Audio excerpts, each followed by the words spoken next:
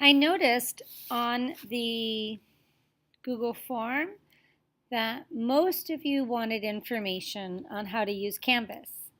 And unfortunately, in our hour and a half, we're just not going to have enough time to really learn how to use Canvas. I'm going to tell you about one resource that has really helped me.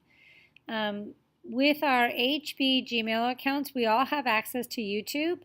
And if you go to your HB Gmail account, so I'll go over to mine right now and see if I can show you how to get there.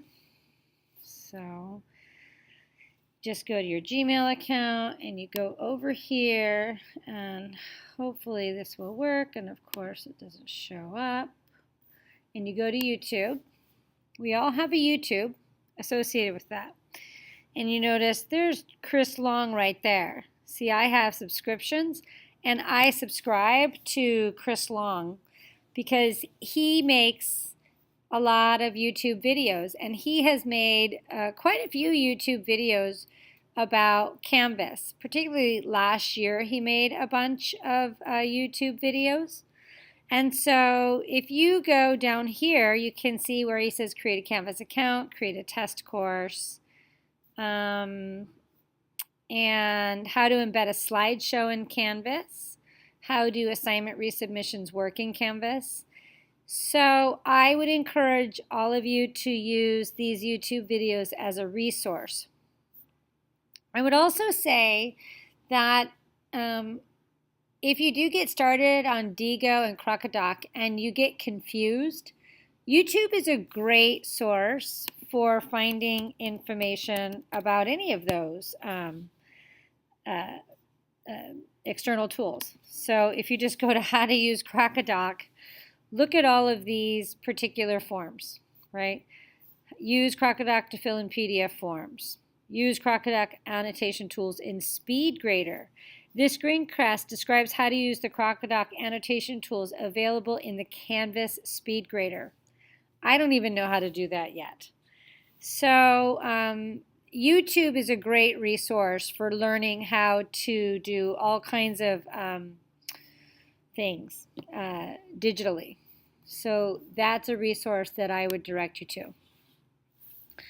And a tool that I like in Canvas, I know a lot of people have been using the Remind 101, but when the kids sign up for Canvas, they're going to go over here and click on their name, and they'll set up their notifications. And when they set up their notifications, one thing they're going to do is they can go ahead and put in their cell phone number. Perhaps they do that in settings, right? So ways to contact. They'll add their contact method, and so they'll put in their cell phone number. And so they can go ahead and receive a text message from you. You also want to make sure that the kids register their Google Docs account, because that's how they're going to be uploading their Google Docs into Canvas. So when you want them to upload documents into Canvas and submit their essays to Canvas, they have to register Google Docs to Canvas. When they register their Google Docs, you want to make sure that it is their school account, right? Make sure it says their name at student.hbuhsd.edu. That's the Google that needs to be registered. I'm pretty sure that in the new Canvas that's the only one that'll be available. It'll probably be automatically registered. I'm sure that'll already be taken care of for us. So you'll notice that the way to get to this part of Canvas, you click on your name, and then to get back over to your courses, you click on Courses and then Digital Classroom. So I like the announcements because when I forget to tell my kids something, I just click here, and then, or I click on Make a New Announcement, and then I can type in the title of my announcement. Hey, I forgot to tell you. And then I can type in the body of my text here, and then click Save. And as soon as I do that, the announcement goes out to their email and to their cell phone. I have found this to be a really nifty tool for my kids. So for assignments, you'll set your assignments up over here, just like you do, or just like we used to do in SB 2000. So you add assignment groups, and you can decide what the group name is. I think we'll have Canvas trainings that will tell us more about this. As you can see, I have assignments and test, participation, projects, essay, and then just regular assignments. Discussions, you've already participated in that a little bit with the benefits and potential challenges of the digital classroom. To do that, you just click on the blue button and you type in your topic, and then you type in what you want the kids to discuss here. You can say this is available from this date, and then the discussion closes here.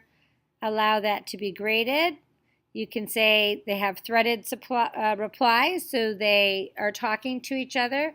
I usually tell them make it so that they have to post their own response before they can see each other replies, and then click save, and then the discussion goes out.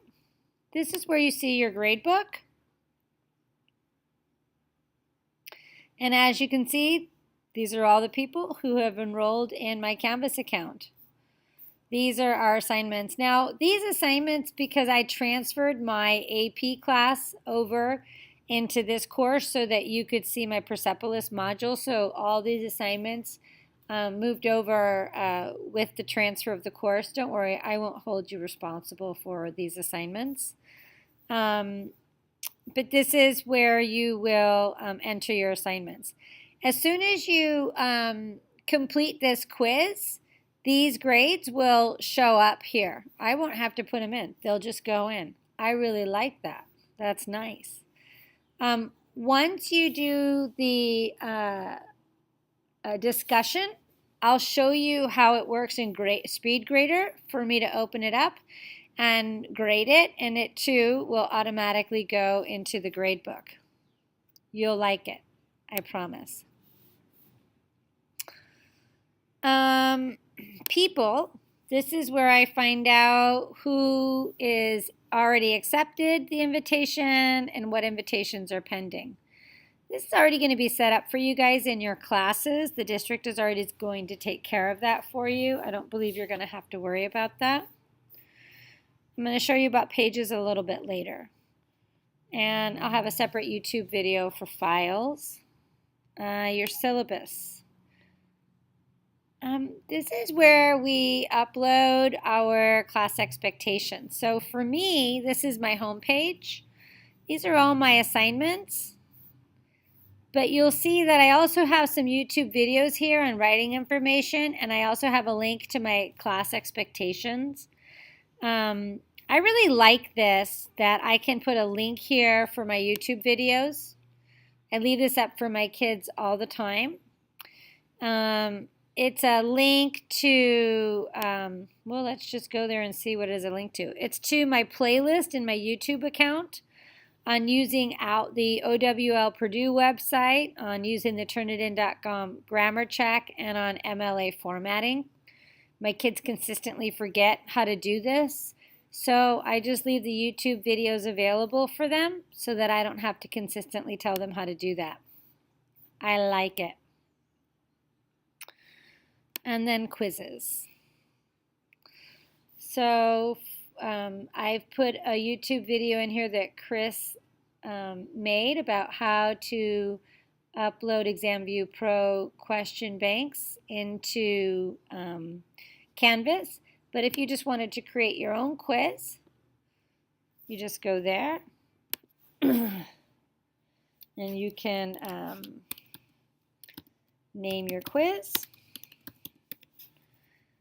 And you can give your directions here.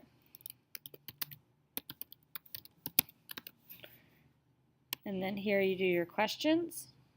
I guess over here you have you can say what kind of assignment group it is, whether it's a graded quiz, whether it's a practice quiz, a survey. Shuffle answers, do you want them to have a time limit? Do you want the students to see their quiz responses? Do you want them to see the correct answers? When do you want to see them? Right? Show one question at a time so you can let them know exactly what you want when they're taking the test. Do you want them to have an access code? This is sometimes a good idea for the kids for test security.